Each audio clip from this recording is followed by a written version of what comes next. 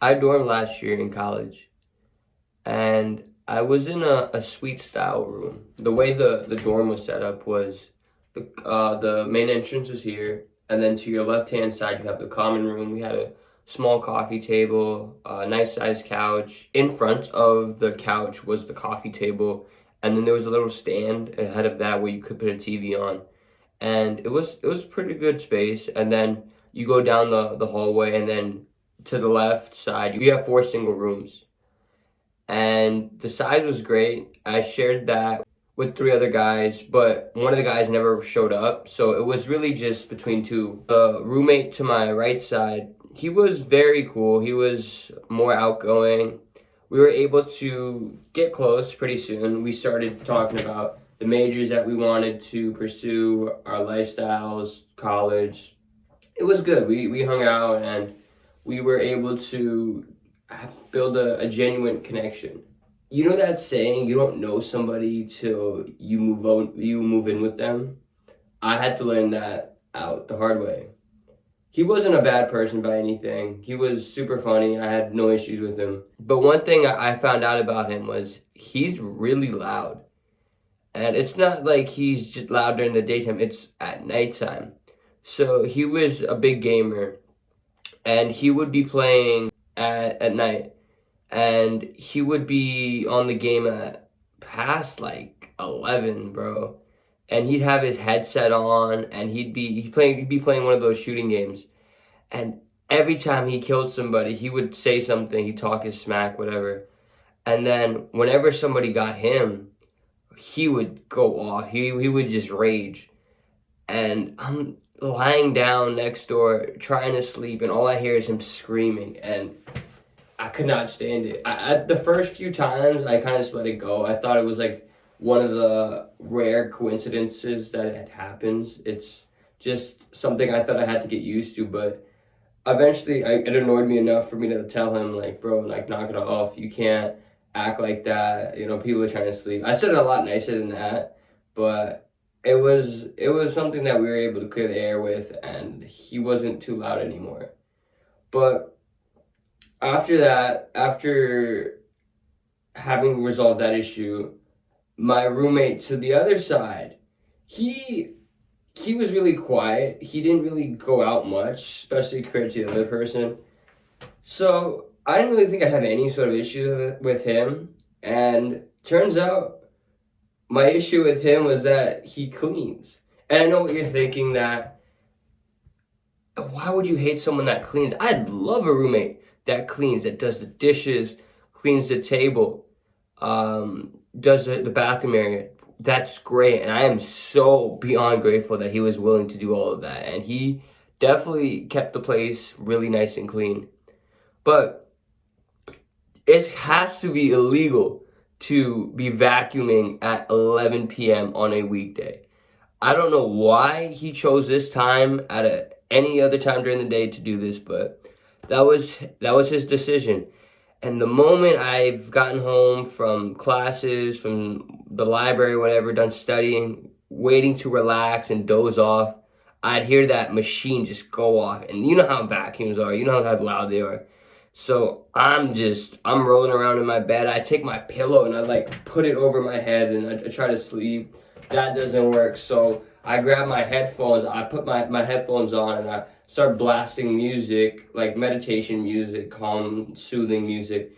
But it has to get so loud for me to cancel out the noise coming from the other room, that it just kind of stimulates my body and makes it even harder for me to sleep. And then after like 45 minutes to an hour, he'd finish vacuuming. And then he would go on social media, and he'd watch memes or check his group chat or whatever, but I would hear like the videos playing from a distance.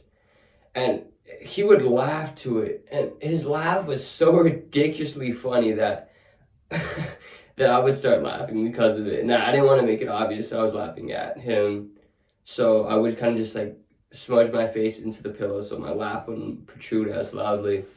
But I'd end up sleeping at like 1, but eventually it was something that it was very inconsistent that when he would do this. So I just got used to it. It was rare that this happened, so I didn't really confront him about it, but I know now that if there's ever an issue that revolves around one of my roommates, I am definitely speaking up right away. I'm not going to let it slide. And it's not even me being mean or confrontational. It's just us understanding that we have to coincide and live with one another, and that we have to be respectful.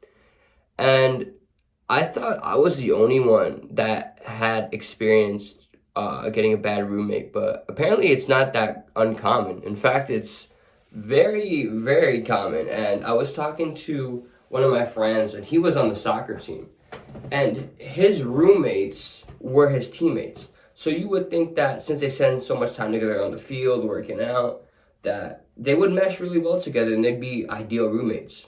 Wrong. Completely wrong. He would tell me the horror stories that he'd have to deal with.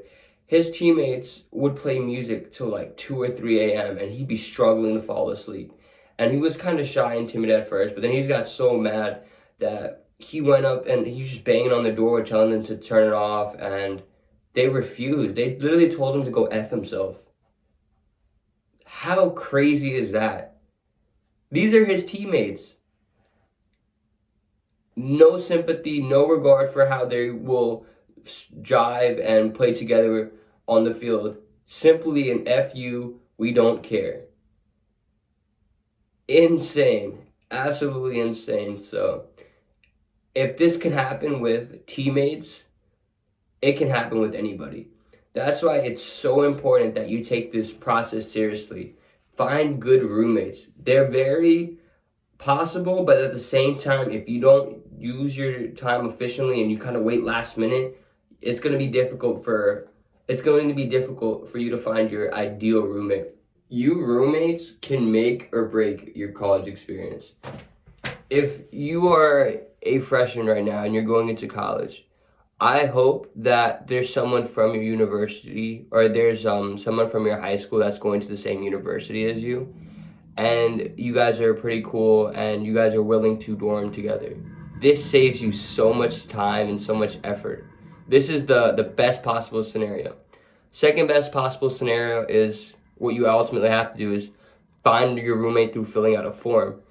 And the thing about these forms is you have to be as picky and accurate as possible. If you're one of those people that like to go to bed early, you like it nice and quiet, you have to fill out the form appropriately. That way you get matched with your exact twin. You do not want an opposite. I don't know why people like to say opposites attract, but in this situation, that does not apply at all. So you don't want your roommate to have opposite schedules with you. That's like the biggest thing. Because if you're trying to study for exams and you have to worry about your roommate being too loud at night and just disrupting you and overall hindering your performance, it's going to not be a fun experience for you, and you're going to want to swap roommates. You can't also lie and try to get somebody that will favor you. And what I mean by this is, if you're one of those people that like to go out a lot and you are only willing to stay in a few nights and study for like midterms and an exam or something, you can't request a roommate who's always studying and who's always staying inside, so that way you don't have to worry those few nights about not getting enough sleep because your roommate could possibly be a partier who goes out a lot. This is very sneaky, and I know a lot of guys try to do this.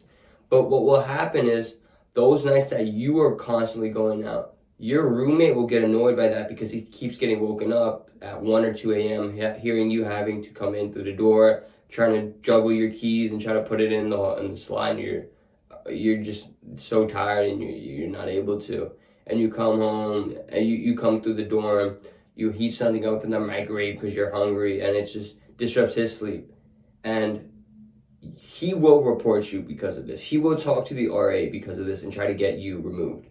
And another thing is, you want to also be really cool with your RAs. Your RAs literally have the authority over you. They have the ability to write you up if you're not following your guidelines or the rules within the dorms. And too many write-ups will ultimately lead to you getting kicked right out of the dorm. So it's very important that you are as buddy as you can with your RA. Another huge thing that guys especially need to focus on when they're finding the roommate is finding a tidy one. You want someone who's nice and clean and likes to take care of the environment. One thing I've noticed personally is that guys with girlfriends tend to excel in this area. Last semester, both of my roommates had girlfriends, and they were always cleaning up their area. They never made a mess. There was nothing ever smelly or funky scents coming from their room. It was so clean, and I never had an issue with them being untidy or leaving a mess around. And I believe guys with girlfriends are more likely to act like this because they want to have respectful areas. They want to be proud of their space, especially when their girlfriend comes over. The last thing they want to do is feel embarrassed.